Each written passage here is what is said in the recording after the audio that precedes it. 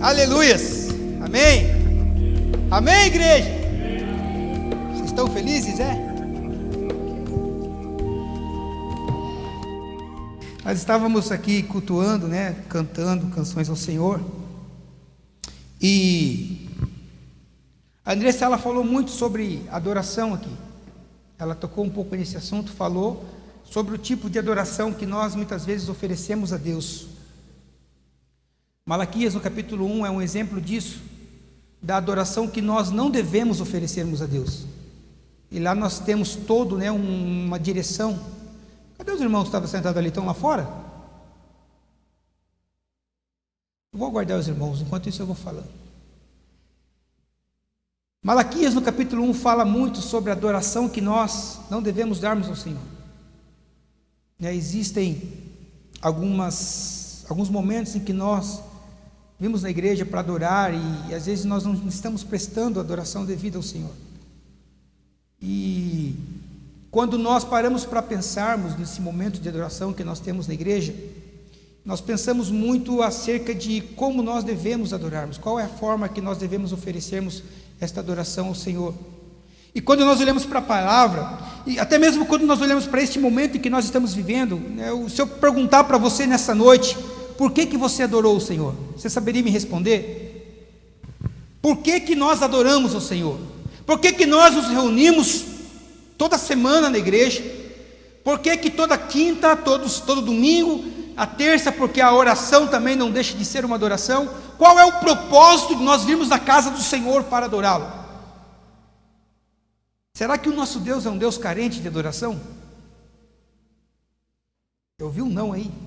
Quem falou? Será que o nosso Deus é um Deus que fica mendigando a adoração? Que fica implorando para que a igreja dele o adore, cante? Será que o nosso Deus, ele é esse Deus carente? Parou para pensar nisso? Eu fico pensando nisso às vezes quando nós estamos em um momento de adoração aqui na igreja, aonde muitos de nós às vezes temos a oportunidade de adorar e nós não adoramos. Nós não damos a Ele a devida adoração, gratidão por aquilo que Ele fez, por aquilo que Ele faz. Deixa eu falar uma coisa para você, o nosso Deus, Ele não é um Deus carente de adoração, porque quando nós olhamos para a palavra, lê minha Bíblia, quando nós olhamos para a palavra, o livro de Apocalipse, o livro de Isaías, também como o livro de Jeremias, entre outros, Daniel, Ezequias, fala que os anjos, eles estão constantemente adorando ao Senhor, diante do trono. Os anjos, eles estão prostrados diante do trono do Senhor, o adorando, falando que Ele é santo, falando que Ele é todo-poderoso, e essa adoração, ela é contínua, a todo tempo.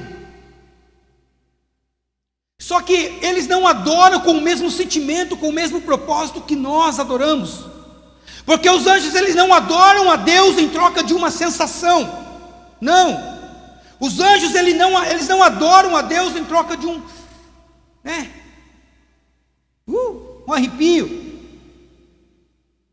Os anjos, eles não adoram a Deus por esse motivo, com o sentimento de barganha. Muitas vezes nós adoramos a Deus para querermos sentir, ter uma sensação na presença dEle, para querermos termos um arrepio. Nós sabemos que a gente teve a experiência de estar mesmo na sala do trono e sentir a graça de Deus, sabe como é a manifestação do poder de Deus sobre as nossas vidas. Só que às vezes nós adoramos a Deus com esse sentimento de querer sentir a presença de Deus, de ter essa sensação. A Bíblia diz que Deus, Ele é entronizado entre os louvores. Às vezes nós, no calor do momento, nós falamos que Deus habita no meio dos louvores, mas a Bíblia nos diz que Deus é entronizado no meio dos louvores. Ou seja, nós entronizamos Deus nos louvores, nós o adoramos através dos louvores, nós colocamos Deus no centro do nosso louvor. E quando nós fazemos isso, Deus vem no meio desse louvor, que se torna uma adoração. E quando Deus vem, tudo pode acontecer. Quando Deus se manifesta no meio dessa adoração genuína, irmãos, um enfermo pode ser curado. Aleluia! Dá um glória aí para, Pessoas podem ser batizadas com o Espírito Santo. Tudo pode acontecer. Pessoas podem ser renovadas, pessoas podem ser restauradas. Quando nós entronizamos Deus, o nosso louvor, Deus recebe a adoração e Ele se manifesta. Mas qual é o propósito que nós estamos adorando? Qual é o propósito que nós estamos ali colocando o nome de Deus no meio dos louvores que nós cantamos? Nós precisamos termos esse cuidado, porque, irmãos, o louvor ele não é uma espécie de me perdoe a palavra, mas de mantra invocatório, aonde eu louvo e Deus se manifesta. Talvez você saia daqui com uma outra percepção de adoração e de louvor nesta noite, porque às vezes nós achamos que eu vou louvar, né, eu vou clamar e Deus vai se invocar aqui e a coisa vai acontecer. Nós achamos que Deus se manifesta independente da vontade dEle. Nós achamos que Deus precisa se manifestar só porque nós cantamos. Nós cometemos esse erro. Só porque foi cantado o louvor, só porque nós entronizamos Deus, nós achamos que Deus tem que aparecer, como se fosse, né, o gênio da lâmpada, aonde através do louvor nós ficamos ali, cantamos, e aí você acha que Deus, pronto, manifestou. Agora eu tenho 3 pedidos, Senhor.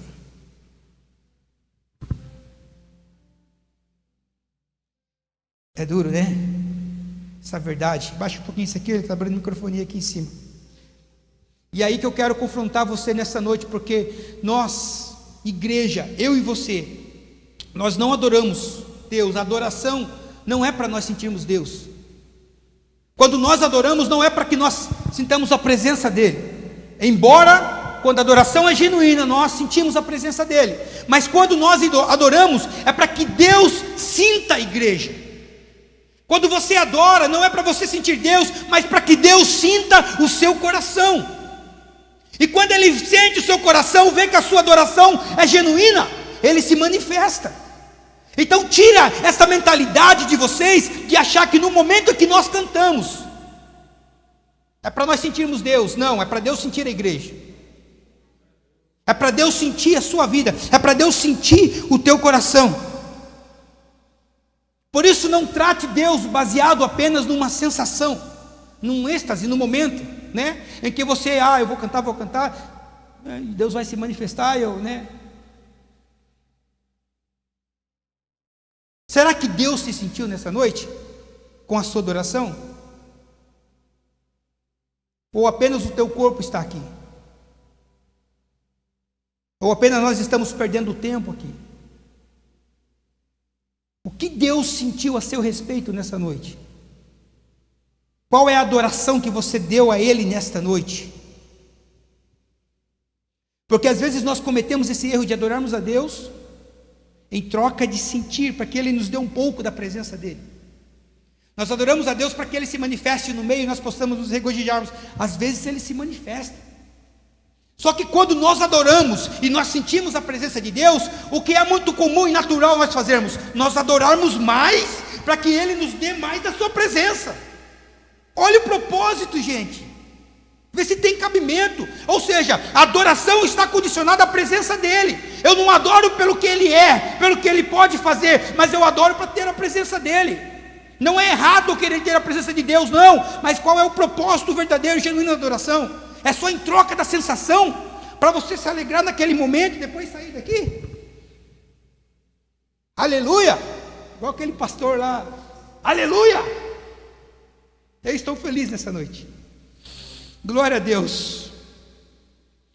Às vezes nós tratamos Deus condicional à nossa própria vontade. Nós achamos que se adorarmos Ele vai vir. Não, é você que tem que ir até Ele através da sua adoração. Por isso não trate a adoração como uma troca. Porque durante muito tempo, e quem tem mais alguns tempos de igrejas aí, tanto quanto eu, até mais do que eu, sabe que nós, às vezes nós adoramos, até jejuamos em troca de algo, né? Eu vou jejuar em favor de algo, em troca de algo. Irmãos, existe o propósito do jejum. Existe o propósito de você jejuar, né, e consagrar, fazer um propósito consagratório a Deus. Só que às vezes nós jejuamos, né, até fazemos o propósito com Deus, Mas são pelos motivos errados, porque nós não temos o relacionamento com Deus. Nós não cultivamos o relacionamento com Deus. E durante muito tempo nós cometemos esse erro de jejuarmos em troca de alguma coisa. Porque eu vou pregar domingo, eu preciso jejuar. Vou pregar tal dia, eu preciso orar, preciso consagrar. Sempre com o quê? Não é com o propósito de ter o Pai, mas é com o propósito de ter a palavra. Porque às vezes nós nos concentramos muito mais em ter a palavra e não querer ter o Pai. Você se contenta muito mais com a manifestação, com a presença dele, em ter apenas a presença dele por alguns minutos, do que ter ele por uma vida toda. Aleluia! Glória a Deus! Louvado seja o nome do Senhor. Então você não pode adorar. Ficou o microfone. Você não pode adorar para você sentir Deus. Já vou mandar um spoiler da mensagem aqui no final. Nós adoramos porque Ele é digno. Nós o adoramos porque Deus é digno. Não é em troca da sensação. Eu convido você a abrir sua Bíblia comigo, mesmo sentado, Apocalipse capítulo 4. Vamos entendermos um pouco sobre aquilo que Ele quer falar com você e comigo nessa noite. Apocalipse capítulo 4, Apocalipse é o último livro da Bíblia escrito por João na ilha de Patmos, o último dos apóstolos vivos. Glória a Deus. Diz assim a palavra do Senhor: os 4 animais tinham. As versões de vocês estão assim, não? A maior parte das versões estão os 4 seres viventes. As traduções mais antigas está escrito os 4 animais, mas o que João estava tentando se referir aqui é os 4 seres viventes, aqueles que estavam diante do trono do Senhor. E nós sabemos que aquele que está diante do trono do Senhor são os querubins, segundo o que nós lemos em Isaías, segundo o que nós lemos em Apocalipse, segundo o que Ezequiel viu, segundo o que Daniel também pôde ver. Então João, ele dá a entender que ele viu 4 seres viventes. É por isso que algumas versões, porque ele não soube descrever bem, porque se você ver no capítulo 7, ali está descrito leão, bezerro, como a face de leão, como a face de bezerro, como a face de um homem, como a face de águia. Então eram 4 seres viventes, os querubins. Nós sabemos que não existe apenas 4 tipos de querubins, não existem 4 querubins, existem muito mais, porque quando nós olhamos para Gênesis, nós vemos que existia o querubim que guardava a árvore da vida, e também existia o querubim que guardava o quê? A árvore do conhecimento do bem e do mal. Existia o querubim que guardava a entrada, o caminho que levava até a árvore da vida. Existem querubins que guardam coisas sagradas, coisas celestiais de Deus.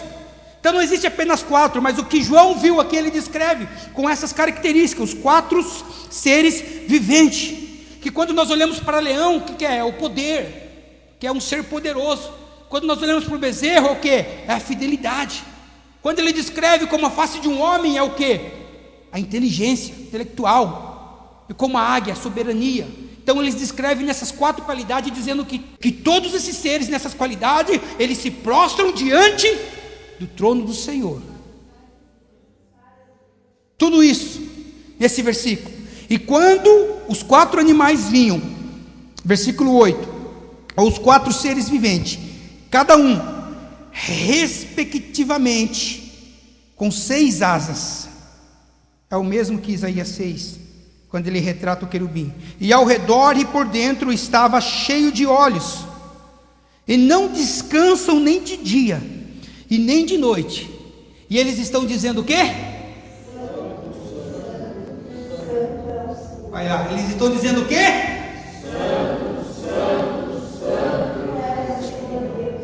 O Todo-Poderoso. Santo, neste momento existem esses querubins que estão diante do trono, dizendo para ele: Santo, Santo, Santo é o Senhor Deus Todo-Poderoso. Irmãos, agora eu pergunto para você: Deus precisa da sua adoração?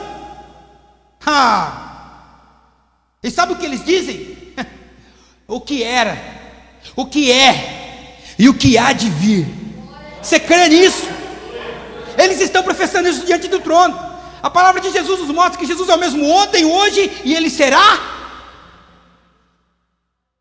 E lá estão os 4 seres viventes, dizendo: Santo, Santo, Santo é o Senhor Todo-Poderoso, o que era, o que é e o que há de vir.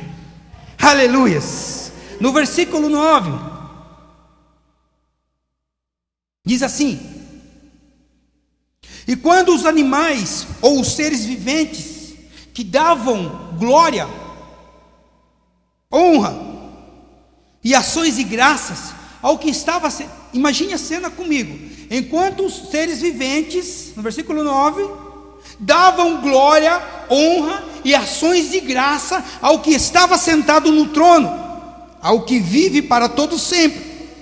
Os 24, no versículo 10, os 24 anciãos prostravam-se diante do que estava sentado no trono. No momento em que aqueles 4, os querubins estavam diante do trono, eles davam honra, glória e ação de graça a Deus. Neste momento, os outros 24 anciãos que ali estavam, eles se prostravam diante daquele que estava sentado no trono, o adoravam, aquele que vive para todo sempre, e lançavam as suas coroas diante do trono. Irmão, imagine a cena. Estavam os querubins estão lá falando: Santo, Santo, Santo é o Senhor Todo-Poderoso, aquele que era. Quando eles terminam, os 24 anciões fazem o quê? Tira a sua coroa e coloca no chão, com devida honra, reverência e adoração àquele que está sentado no trono. Quando eles pegavam a coroa e iam colocar na cabeça, os querubins terminavam de falar: Santo, Santo, Santo é o Senhor Todo-Poderoso. O que eles faziam? Colocavam a coroa no chão e falavam amém. A cada glória, a cada amém, aqueles seres que estavam ali se prostravam e adoravam. Ou seja, a ação de um querubim adorando ao Senhor gerava uma reação naqueles que estavam diante do trono também. A adoração, a ação a partir de uma adoração vai gerar no céu um movimento de adoração também. E a Bíblia nos diz que a partir do momento em que nós adoramos, os céus também adoram. A partir do momento em que você dá um glória a Deus, você move os céus. Por quê? Porque a partir do momento em que você canta Santo, Santo, Santo, lá estão os seres viventes também, lá estão os seres celestiais prostrados dizendo amém, assim seja, tu és santo mesmo. Irmão, se você não adorar depois de uma palavra dessa, meu irmão, porque a sua adoração move os céus, a sua adoração move com as estruturas celestiais. Aleluia. Glória a Deus. Vai gerar essa reação. Versículo 10. Os 24 eles reagem à adoração tanto no céu quanto na terra. E aí está o motivo por que eles adoram. E por que nós devemos adorarmos no versículo 11. Porque Ele é digno. É simplesmente por isso. Porque Ele é digno. Digno és o Senhor de receber glória e honra, poder, porque tu criaste todas as coisas e por sua vontade foram feitas todas elas. Sabe por que Ele é digno de honra e de adoração, de glória? Porque por intermédio da palavra dele, tudo que não existe veio a existir, porque Ele criou todas as coisas, porque o nosso Deus sustenta tudo pela sua palavra. O nosso Deus sustenta a sua vida pela palavra. Por isso que Ele é digno. O nosso Deus sustenta o teu ministério. O nosso Deus sustenta a tua família. O nosso Deus tem sustentado o teu lar. Quando tudo parece desmoronar, pode cair o lar do que está da direita e da esquerda, mas o seu está sustentado pela palavra do Altíssimo. Aleluia. Você não vai cair não, meu irmão. Por quê? Porque é o Senhor Deus dos exércitos que está sustentando a sua vida. É por isso que Ele é digno. Por isso que você deve adorá-lo, não em troca de uma sensação, mas em troca do que Ele é e o que Ele representa para você. Aleluia! Glória a Deus! A porta estava aberta nesse Apocalipse capítulo 4. A porta no céu estava aberta e atraiu João. Quando isso aconteceu, concedeu João o acesso para a sala do trono. Quando aquilo aconteceu e João viu tudo aquilo lá, meu Deus, João falou: vou cair para dentro. Quando ele viu toda aquela adoração acontecendo, irmãos, não é simplesmente o céu, é a sala do trono. A adoração estava acontecendo. Eu não sei qual é o sentimento que você tem quando uma adoração está acontecendo. Eu não sei se o seu coração queima para você fazer parte dessa adoração. Eu não sei se você tem vontade, mas irmãos, olha, quem experimenta o relacionamento com Deus genuíno, quando vê um povo adorando, quer cair para o meio, quer adorar. Quando tem reunião de oração, vai lá e vai orar. Quando tem vigília, está lá junto. Quando tem o pessoal cantando, está lá cantando, levantando as mãos. Por quê? Porque há um fogo cerrado dentro de nós. Há um fogo cerrado dentro daqueles que têm um relacionamento genuíno com Deus. Aleluia! Quando João viu a sala do trono, no céu, o louvor, irmãos, nunca vai terminar. No céu nunca vai terminar. Está acontecendo agora lá. Está acontecendo neste momento. Enquanto você dá glória, a região celestial é movimentada.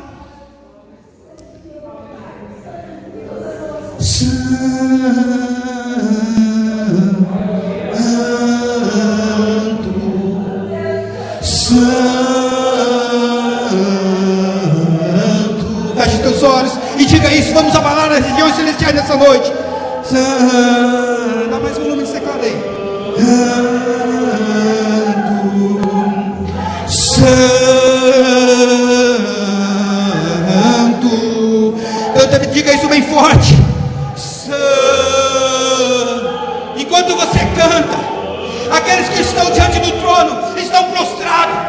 Enquanto você abre a sua boca para cantar, aqueles que estão no céu estão dizendo amém, porque Ele é santo. Aleluia! Santo.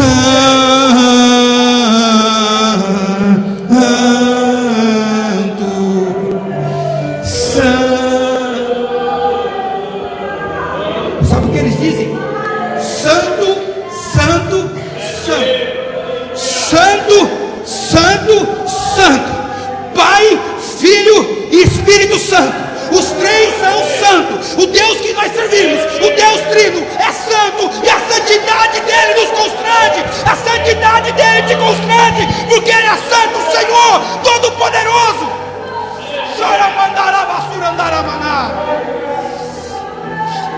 Deixa o louvor entrar nos céus essa noite.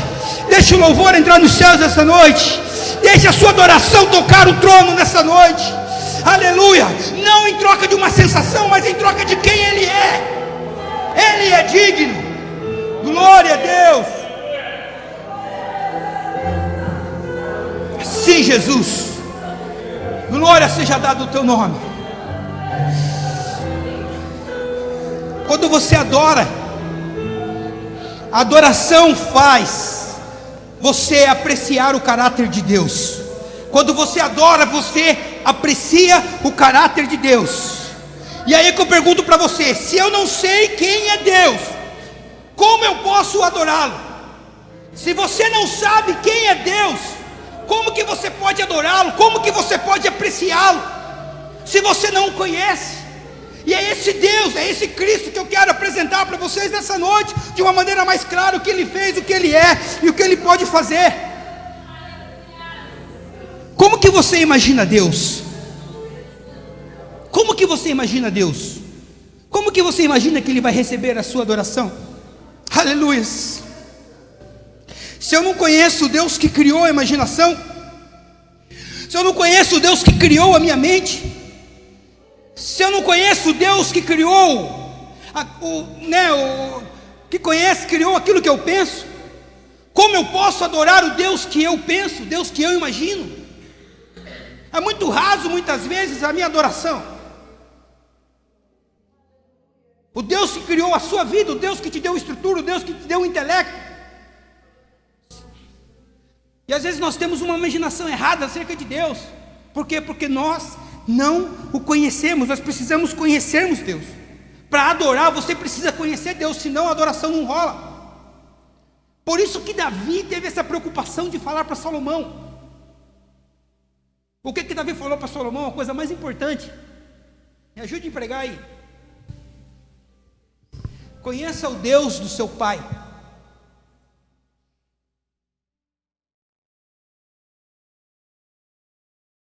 As a maior parte das Bíblias que tem uma tradução mais ao pé da letra, diz que a palavra que Davi falou para Salomão foi: filho, reconheça o Deus do seu pai. Há uma diferença em conhecer e reconhecer, porque talvez Salomão, como sendo um israelita, ele conhecia devido às histórias, ele sabia o que Deus fez, ele sabia o que Deus realizou. Talvez você, como crente, você conhece Deus. Talvez você, como cristão, seguidor de Cristo, você sabe o que Ele fez até mesmo na sua vida, os livramentos que Ele te deu, as bênçãos que Ele colocou nas suas mãos. Talvez você conhece Deus, só que há uma diferença, que muitas vezes nós não o reconhecemos como Deus na nossa vida. Você conhece Deus, sabe que Ele é soberano, sabe que Ele é poderoso, mas você não o reconhece como seu Deus. E era essa a preocupação de Davi: reconheça o Deus. Eu quero que você reconheça esse Deus, o Deus dos seus antepassados, e estabeleça Ele sobre o teu reino, porque esse Deus pode fazer muito. Esse Deus, quando é adorado de maneira devida, pode. Reconheça o Deus e sirva-o de todo o coração. 1 Crônicas 28, 9. Reconheça Deus e sirva-o de todo o coração, espontaneamente. Você não é obrigado a adorar. A sua adoração tem que ser espontânea.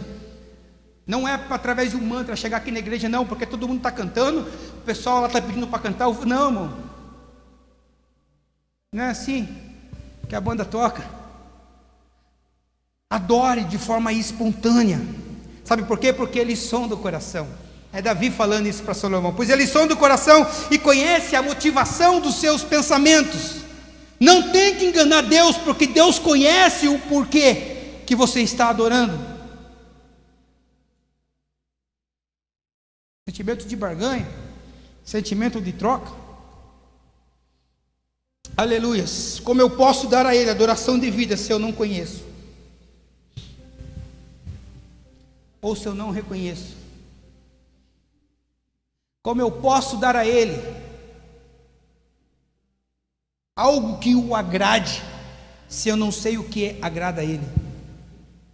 Como que você pode agradar a Deus se você não sabe o que Deus quer? É a mesma coisa, aquela coisa, né? Quando você vai dar um presente para uma pessoa que você não conhece, você não sabe do que a pessoa gosta, você fica inseguro, porque você não sabe se ela vai gostar ou não. Por quê? Porque eu não conheço. A partir do momento em que eu conheço Deus, eu sei o que lhe agrada. A partir do momento em que você conhece Deus, você sabe como tocar o coração dele. Esse conhecimento só vem de uma relação, de uma jornada do andar junto. É assim entre marido e mulher. A esposa geralmente sabe o que agrada ao marido, o marido geralmente sabe o que agrada à esposa. É assim entre as famílias, os que têm mais afinidade. Por quê? Porque há relacionamento, há conhecimento de causa. Agora, como eu posso adorar o Deus se eu não conheço Deus? Como que eu vou adorar a Deus se eu não sei o que Ele quer de mim? E a pergunta que nós muito fazemos, né? O que Deus quer de mim? Irmão, se você não sabe, é porque você não conhece Deus. Se você não sabe, é porque você... E é preciso conhecer Deus. Mateus 16, tem uma passagem que eu estou careca já de falar.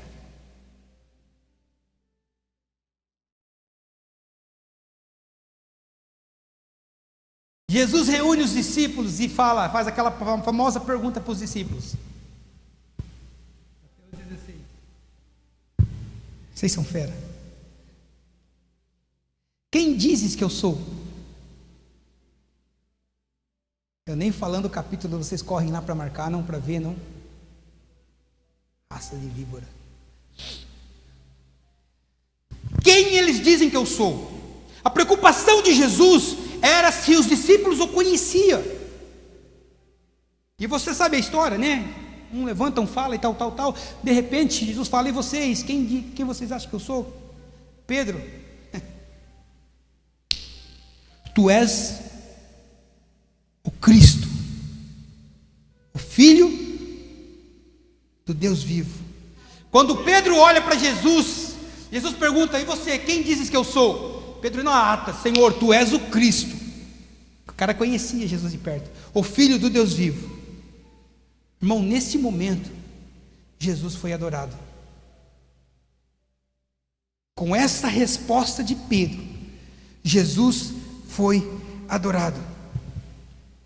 Porque a adoração é quando eu reconheço Jesus e eu coloco Ele no centro da minha vida. A adoração é quando nós colocamos Jesus no centro da nossa vida. Por quê? Porque Ele é o centro. Quando você reconhece Ele como Cristo, você sabe que fora dele não há outro, é Ele mesmo. É por isso que você não vai ver na Bíblia um Pedro cantando. Não existe Pedro cantando. Pedro tocando um teclado, um violão, né, batendo alguma... Não tem na Bíblia cantando Pedro fazendo isso. Porque às vezes nós arremetemos o louvor sempre, adoração é aquilo que é feito aqui. Não, aqui também é adoração, mas vai muito mais além disso aqui. Vai muito além daquilo que nós tocamos, daquilo que nós cantamos. Adoração não é simplesmente isso, é parte de se expressar para Deus um sentimento que eu tenho de reconhecimento de quem Ele é. Por isso que Pedro não parece cantando, mas ele conhecia Jesus. Ele sabia de onde Jesus era, ele sabia quem era Jesus. E nós temos que tomarmos o cuidado, principalmente na igreja, porque por nós acharmos que nós estamos fazendo um conjunto de repetições de palavras, né? Pode parecer que eu estou adorando quando eu estou repetindo algumas palavras na igreja. Aquele sentimento falso de adoração. Adoração só é quando Cristo é colocado no seu devido lugar, principalmente na sua vida. E existem canções como essa que nós cantamos, Santo, Santo, Santo, sim, que são repetições de palavra, mas Jesus, Ele conhece o seu coração, sabe se o louvor está saindo do seu coração ou são meras repetições de palavras. Isso que Jesus condenou sobre aqueles que oravam, aqueles que falavam alto, blá, blá, blá. Estão nos seus lábios aí, mas me adora com os lábios, mas o seu coração está longe. Jesus, Ele condenou as repetições vãs de palavra. Agora, quando há adoração genuína, irmão, você chegar aqui e começar a falar santo 8 horas da manhã e chegar 8 horas da noite, você estiver falando santo, pode saber que alguma coisa vai acontecer. Porque a adoração move o céu. A adoração move o céu. Então cuidado de repetir algumas coisas aí e achar que está adorando. Pedro, ele não saiu gritando atrás de Jesus: é o Messias, é o Messias, é o Messias, é o Messias, é o Messias. Pedro não saiu atrás de Jesus dizendo: filho de Davi, filho de Davi. Por quê? Porque todos estavam gritando, todos falavam, onde Jesus ia, as pessoas falavam: ele é o filho de Davi, a raiz de Jessé, ou ele é o Messias, ele é o Messias. Não, Pedro, ele não repetia essas palavras. Por quê? Porque ele conhecia quem era Jesus. Não precisava ele ficar repetindo o que as pessoas estavam falando, o que o povo estava falando. Por quê? Porque ele tinha conhecimento de causa. Ele sabia com quem ele estava andando. Ele sabia quem era o Cristo. E por isso que a adoração dele era devida. Porque a adoração é um fruto do conhecimento de... Ajuda aí, Deus. A adoração é o fruto do conhecimento de Deus. E às vezes a gente tenta criar alguns métodos de adoração para tentar impressionar Deus, né? Vamos tentar criar alguns métodos, fazer algumas coisas diferentes para tentar...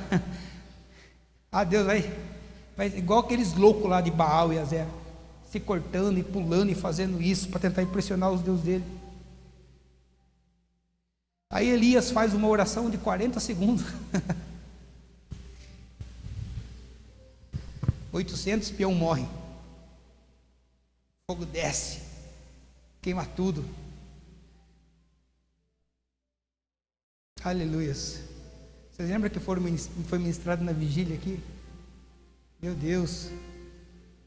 Será que foi na vigília? Acho que foi na vigília, né?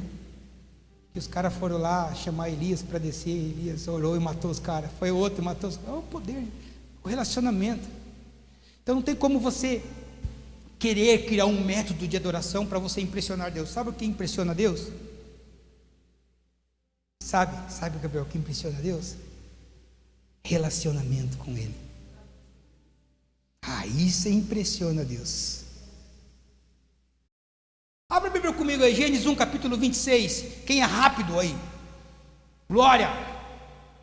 Dá um glória bem forte aí para abalar a região celestial. Não tem data show. Gênesis 1, capítulo 26. Quem achou, diga amém. Então você lê para nós, Andressa. Façamos o homem a nossa imagem, conforme a nossa semelhança. Disse Deus: façamos o homem a nossa imagem, conforme a nossa semelhança. E aí Deus fez. E criou Deus o homem à sua imagem. A imagem de Deus o criou. E fez e criou Deus o homem à sua imagem. A sua imagem o criou. Pera aí, no versículo 26 ele chamou o Espírito Santo, chamou Jesus e falou: vamos fazer o homem à nossa imagem e semelhança. E aí de repente Deus faz o homem à sua imagem e semelhança. No versículo 26 diz, no 27 diz que Deus criou o homem à sua semelhança.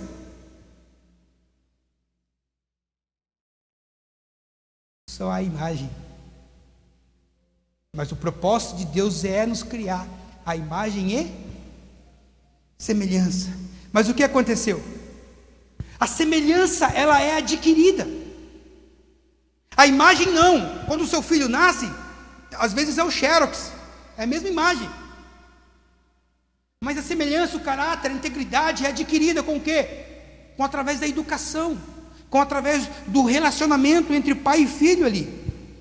Por isso que a semelhança ela é adquirida num relacionamento, ela é adquirida numa jornada, e era isso que Deus queria com Adão, um relacionamento. E o relacionamento demanda tempo. Por quê? Porque eu preciso me relacionar com Jesus.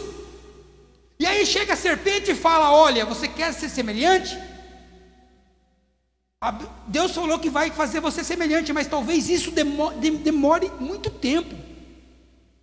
Você vai ser semelhante a Deus, mas isso vai demandar um tempo muito grande de jornada. Talvez leve a vida inteira. E aí a serpente fala: eu tenho um método, que se você comer, você vai ser. Trocou o relacionamento, a jornada com Deus, por um método, por querer chegar mais rápido no objetivo, no destino. Agora pare e pense comigo: será que a gente não tem feito a mesma coisa? Tem aberto mão do relacionamento com Deus, de uma jornada, para alcançar os nossos objetivos mais rápido? Por isso que nós não devemos pularmos etapas da nossa vida, principalmente no quesito espiritual, principalmente no quesito ministerial. Não pule etapas para alcançar o seu objetivo. Não viva uma vida de métodos, mas de relacionamento. Porque se eu me relaciono, eu conheço. E se eu conheço, eu sei dar-lhe a adoração devida. Eu sei como adorá-lo. Então não vamos ficarmos criando método de louvor. Não vamos ficar criando um método de adoração. Ou fazer o que todos estão fazendo. Porque está fazendo, é um método que está dando certo. Não. Nós não devemos partirmos para essa atitude, mas viver uma vida de relacionamento. E quando eu vivo uma vida de relacionamento, eu faço o que Deus está me pedindo.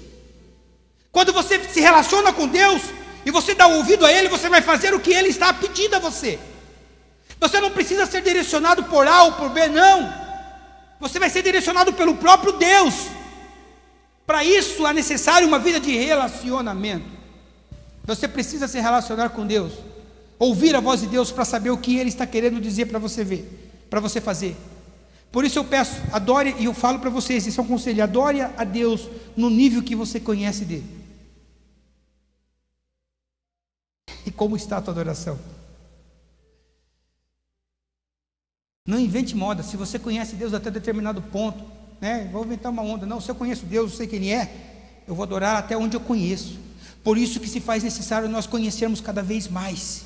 Por isso faz necessário você conhecer e buscar cada vez mais. Procure conhecer mais, para que você possa dar a Ele a adoração que Ele é devida.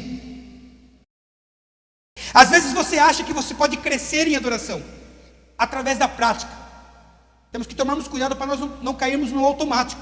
Ah, não, porque se eu orar, se eu todo dia for na igreja, eu tocar aqui, aí todo dia, praticando adoração. Você não cresce em adoração com a prática. Você cresce em adoração quando você conhece Deus. Aí você cresce. A Bíblia diz que nós devemos praticar o quê? A palavra. Deus, nós devemos adorar. Então você só cresce em adoração a partir do momento em que você conhece Deus. E Deus, graças a Deus, Ele é um ser que quer se relacionar com os homens. Ele quer se relacionar com a igreja. Ele quer se relacionar com vocês.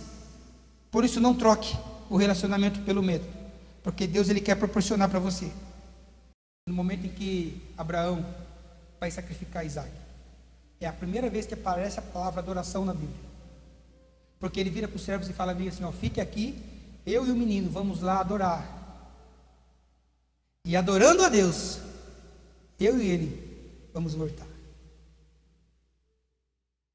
Será que ele conhecia Deus? Gente, olha a fé do cara. Ele ia para sacrificar o menino. Ele ia para matar Isaac, oferecer em sacrifício a Deus. Ele falou, eu vou subir lá, eu vou adorar. Mesmo que eu tenha sacrificado ele, mesmo que eu tenha matado, eu conheço esse Deus. Ele pode trazer Isaac à vida e eu posso descer com Isaac aqui novamente. Deus estava pedindo, o coração de Abraão, para saber até onde ele ia, para saber se o relacionamento dele para com Deus era genuíno mesmo. Ele falou, não, eu vou lá e vou sacrificar, e eu e ele nós vamos descer, porque eu conheço o Deus que eu sirvo. Por quê? Porque ele se relacionava com Deus. E a adoração não adianta, às vezes é sacrifício mesmo. É sacrificioso às vezes você adorar. Por quê? Porque conhecer a Deus demanda tempo, demanda dedicação. Gastar tempo é difícil, né? Chega do trabalho, às vezes quer descansar, jantar, assistir uma TV e dormir outro dia, acordar cedo. Não, irmão, vai precisar um pouco, gastar um tempinho com Deus. Você adora? Adoração a Deus é fruto daquilo que você conhece dele. E hoje você está tendo a oportunidade de conhecer mais Deus, porque através dele todas as coisas foram criadas, e nada sem ele se fez. Irmãos, você deve adorar, por quê? Porque ele te fez. Ele fez a sua vida. Ele construiu toda a sua estrutura. Ele conhece cada fio de cabelo, ele conhece cada veia, cada nervo. Ele sustenta tudo isso. Irmão, se Deus quiser te matar agora, tudo é dele. A sua vida é dele. O que você tem é dele, as suas finanças são dele, a sua família é dele. Esse é o motivo que nós devemos adorarmos a Deus.